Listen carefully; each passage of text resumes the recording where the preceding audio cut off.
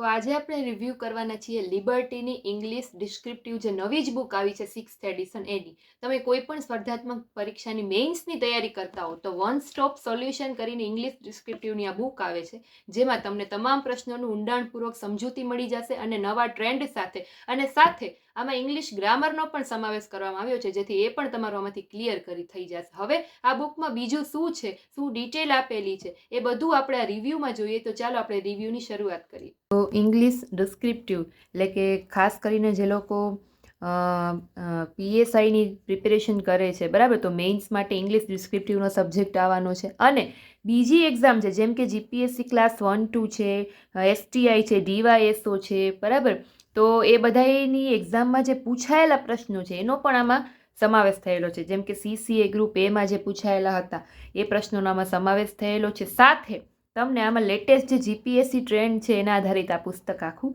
છે.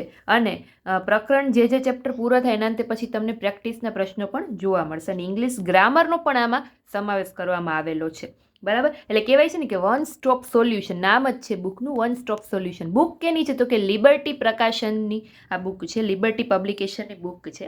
તમે બધા લિબર્ટીના નામથી તો પરિચિત જ છો, બરાબર. તો એની જ આ નવી બુક આવી છે, 6th એડિશન આવી છે, કે જેમાં તમારું ઇંગ્લિશ ડિસ્ક્રિપ્ટિવ ને એની સાથે ગ્રામર બંને છે તમારું કવર થઈ જશે, બરાબર. લખેલું જ છે, જોજો, બી મેઇન્સ રેડી, ખાસ કરીને મેઇન્સ માટે, બરાબર. તો ચાલો આપણે જોઈએ કે આ બુકમાં અંદર શું છે, હું તમને દેખાડું. સૌથી પહેલાં તો બુકને તમે ઓપન કરો એટલે અહીંયા તમારો પૂરેપૂરો ઇન્ડેક્સ આવી જશે. ઇન્ડેક્સમાં ધારો કે એસે છે, બરાબર, પછી લેટર રાઇટિંગ છે, પ્રેસ રિલીઝ છે, રિપોર્ટ રાઇટિંગ છે, બધાને ઇન્ડેક્સનું આપેલું છે કે કયા પેજ ઉપર છે. ફર્સ્ટ છે એસે રાઇટિંગ, એમાં સૌથી પહેલાં introduction to the essay writing, introduction છે એસેનું, બરાબર. ત્યાર પછી ક્લાસિફિકેશન ઓફ એસે, તો એ આખું ચાર્ટ દ્વારા સમજાવેલું છે તમને. પછી એક્ઝામ્પલ આપેલા છે.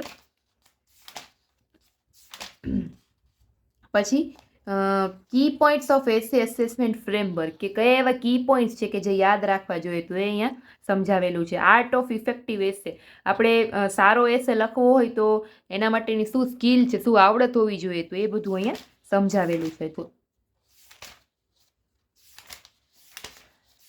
ત્યાર પછી આગળ જઈએ તો અહીંયા બધા એસે આપેલા છે. જો અહીંયાથી આ બધા જે છે તમને છે એ બધા એસે, જેમ કે cyber security and data protection છે, અલગ અલગ ઘણા બધા છે એસે આપેલા છે. ઇનોવેશન છે, key determinant of economic growth and social welfare, તો એના વિશેનો આખો એસે આપેલો છે. Bhagavad Gita offers road map for success, Bhagavad Gita વિશેનો એસે આપેલો છે. ડિજિટલ ઇકોનોમી, ઘણા બધા એસે આપેલા છે. પછી પ્રીવિયસ યર્સ ક્વેશ્ચન એટલે કે PYQs છે. Gujarat administrative service class 1, Gujarat civil service class 1, 2 and Gujarat municipal chief officer service class 2 માં જે ધારો કે અહીંયા લખ્યું છે 2023-24માં જે એસે પૂછાયેલા હતા, જો એમાં પૂછાયેલો હતો social media is all pervasive in its impact on child's life, બરાબર. તો એના વિશે સોશિયલ મીડિયા વિશે ટૂંકમાં 2023-24માં એસે આવેલો હતો.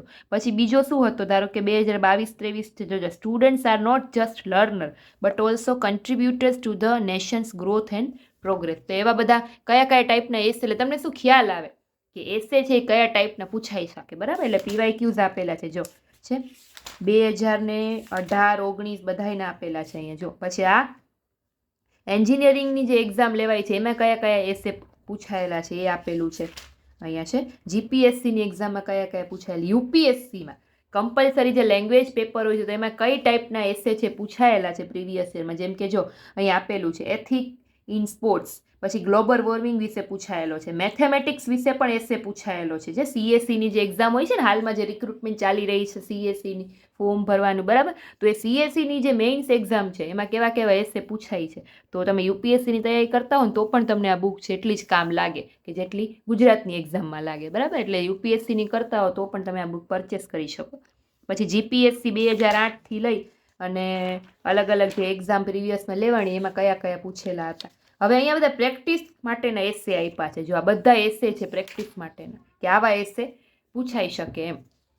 પછી અહીંયા જે લેટર રાઇટિંગ શરૂ થાય છે. હવે આને પેજ ક્વોલિટીની વાત કરીએ તો પેજ ક્વોલિટી ધી બેસ્ટ છે, પ્રીમિયમ પેજ ક્વોલિટી કહેવાય, કેમ કે લિબર્ટી છે બહુ પહેલેથી જ સારું એવું વર્ક કરે છે, તો તમે લિબર્ટી છે એ મેઇન્સ માટે પ્રિફર કરી શકો. લેટર રાઇટિંગ છે એમાં જો સૌથી પહેલાં ઇન્ટ્રોડક્શન આપેલું છે પછી the art of letter writing, કઈ રીતે લેટર રાઇટિંગ લખવું એના વિશે સમજાવેલું. અહીંયા મોડલ લેટર્સ લખેલા છે કે આવી ટાઈપના લેટર છે તમારે લખવાના હોય, મોડલ આપેલા. અહીંયા બધા લેટર શરૂ થાય છે, જો પ્રેક્ટિસ માટેના છે, અહીંયાથી બધા લેટર શરૂ થાય છે. આ બધા PYQs છે લેટરના. જેમ કે એસેના હતા એવી રીતે પ્રીવિયસ યર ક્વેશ્ચનમાં જે લેટર પૂછાણા, જેમ કે ક્લાસ 1, 2માં, પછી CC મેઇન્સમાં જે લેટર પૂછાણા એ પણ અહીંયા આપેલા છે. જો CC મેઇન્સનો લેટર છે, બરાબર. અધર એન્જિનિયરિંગ એક્ઝામમાં જે પૂછાયેલા હતા એ આપેલા છે ને. અહીંયા પછી પ્રેક્ટિસ માટે પછી શરૂ થશે અહીંયા તમારું પ્રેસ રિલીઝ અપીલ, બરાબર. એમાં પણ સૌથી પહેલાં ઇન્ટ્રોડક્શન આપેલું છે, પછી કેવી રીતે લખવું, પછી મોડલ પ્રેસ અપીલ આપેલી છે. જો છે આ બધી મોડલ પ્રેસ અપીલ છે પ્રેક્ટિસ માટે.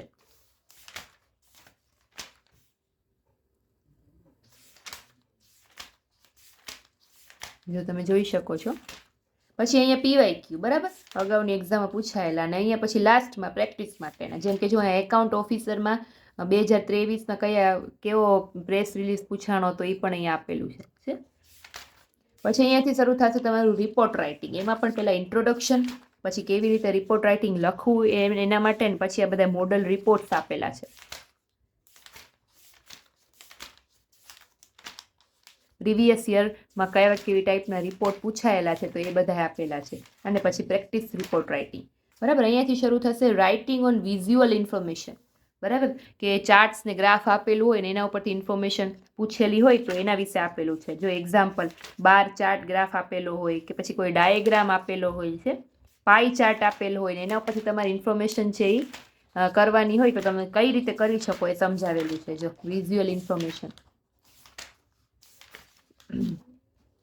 આ બધા પ્રીવિયસ યરના છે, જેમ કે જો અહીંયા 2023-24માં આવી રીતે ઇમેજીસ હતી ને પછી એના ઉપરથી ક્વેશ્ચન હતો. આવી રીતે જો ગ્રાફ હતો 2018-19માં, એના ઉપરથી પછી નીચે ક્વેશ્ચન આપેલા હોય, તમારે એના આન્સર દેવાના. એવા પૂછાય છે ને, આ બધા છે. જો છે આવી બધી ઇમેજો આવે છે ઘણી વખત, એટલે એની પ્રેક્ટિસ જરૂરી છે વધારે. પછી ફોર્મલ સ્પીચ, બરાબર, introduction to the formal speech, model speech આપેલી છે અહીંયા. આ બધી સ્પીચ છે પ્રેક્ટિસ માટે. પછી પ્રીવિયસ યરમાં કેવી કેવી સ્પીચ પૂછાયેલી હતી એ બધા પેપરનું આપેલું છે. ને પછી પ્રેક્ટિસ માટેની. પછી અહીંયાથી પ્રિસાઇઝ રાઇટિંગ શરૂ થાય, એટલે કે સંક્ષેપીકરણ. ગુજરાતીમાં તમે જે કહો છો એ બહુ બધાને અઘરું લાગતું હોય છે, અને એ જો અહીંયાથી તમને સારી એવી પ્રેક્ટિસ થઈ જશે. મોડલ આપેલા છે બધા પ્રિસાઇઝ, સાથેનું ટાઇટલ પણ આપેલું હશે કે શું ટાઇટલ રાખવું, બરાબર. એની પણ તમારે પ્રેક્ટિસ થાય. પ્રીવિયસ યરના ક્વેશ્ચન પેપર આપેલા છે કે કેવા પ્રિસાઇઝ રાઇટિંગ પૂછાયેલા, જેમ કે સ્ટેટ ટેક્સ ઇન્સ્પેક્ટર ક્લાસ 3 2020-21માં, 2018-19માં એક્ઝામ હતી. પછી CC મેઇન્સ, બરાબર, હાલમાં જે એક્ઝામ હતી એમાં કેવા પૂછાયેલો હતો એ બધું આપેલું છે. એકાઉન્ટ ઓફિસર 2022-23માં. UPSCમાં કમ્પલસરી લેંગ્વેજનું પેપર તો CC 2024, એટલે કે લાસ્ટ યરમાં જે CSCની એક્ઝામ હતી UPSCમાં, એમાં જો આવી રીતનું સંક્ષેપીકરણ પૂછાયેલું હતું છે. તો પછી પ્રેક્ટિસ માટેના પછી અહીંયાથી શરૂ થાય છે રીડિંગ કોમ્પ્રિહેન્શન, બરાબર, એ અહીંયાથી તમારું શરૂ થાય છે. મોડલ રીડિંગ કોમ્પ્રિહેન્શન છે, બરાબર. એટલે શું કે પેરેગ્રાફ આપેલો હોય ને નીચે ક્વેશ્ચન આન્સર આપેલા હોય, પેરેગ્રાફમાંથી તમારે આન્સર આપવાના હોય, એને કહેવાય કોમ્પ્રિહેન્શન. જો છે પ્રીવિયસ યરમાં કેવા કેવા કોમ્પ્રિહેન્શન પૂછાયેલા હતા કઈ એક્ઝામમાં એ બધું આપેલું છે અહીંયા. જો ડેપ્યુટી સેક્શન ઓફિસર DYSO અને મામલતદાર ક્લાસ 3માં 2023માં લાસ્ટ યર એક્ઝામ હતી ત્યારે કેવા પૂછાયેલા હતા એ કોમ્પ્રિહેન્શન એ આપેલું છે, બરાબર. બધી એક્ઝામનું આપેલું છે. Account officer. પછી એન્જિનિયરિંગ એક્ઝામમાં કેવા કેવા પૂછાય છે.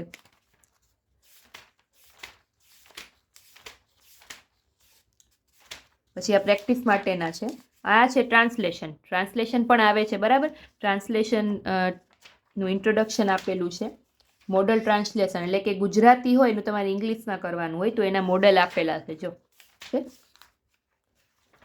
પછી PYQs આપેલા હશે કે ધારો કે પોલીસ ઇન્સ્પેક્ટર છે ક્લાસ 2માં 2019માં, આ ટાઈપનો જે ટ્રાન્સલેશન છે પૂછાયેલું હતું મેઇન્સમાં.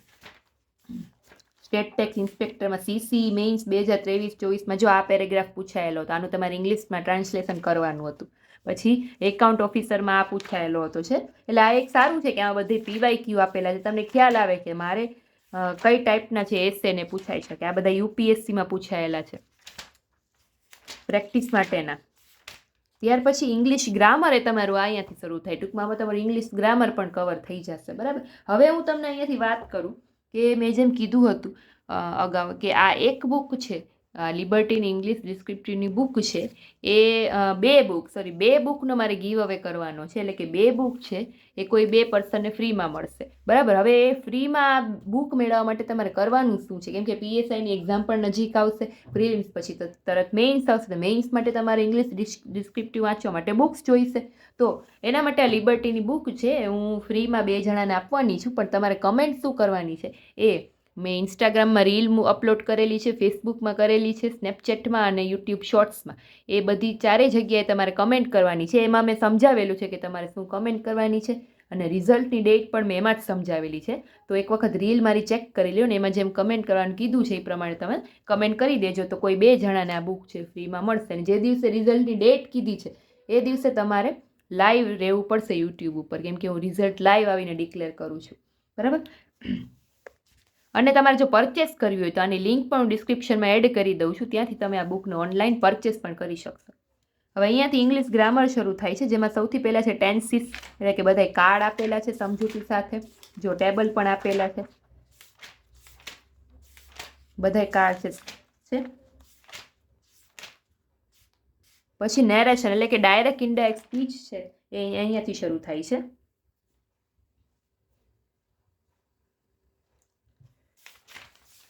જો છે પ્રેક્ટિસ માટેના ક્વેશ્ચન આપેલા છે. પછી ટ્રાન્સફોર્મેશન ઓફ સેન્ટેન્સીસ, પછી articles and determinants, use of preposition, practice માટેના ક્વેશ્ચન. પછી phrasal verbs, practice question use of, બરાબર, ઇડિયોમિક એક્સપ્રેશન્સ, તો એ ઘણા બધા આપેલા છે. ઇડિયમ્સ એન્ડ ફ્રેઝિસ જેને કહેવાય પ્રેક્ટિસ ક્વેશ્ચન.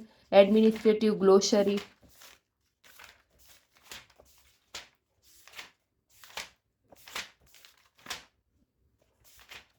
એક્સરસાઇઝ આપેલી છે. પછી સિનોનિમ્સ ને એન્ટોનિમ્સ એના આખા ટેબલ્સ આપેલા છે. જો તમે લાસ્ટ ટાઈમ રિવિઝનમાં એક વખત જોઈને જઈ શકો ગ્રામરમાં.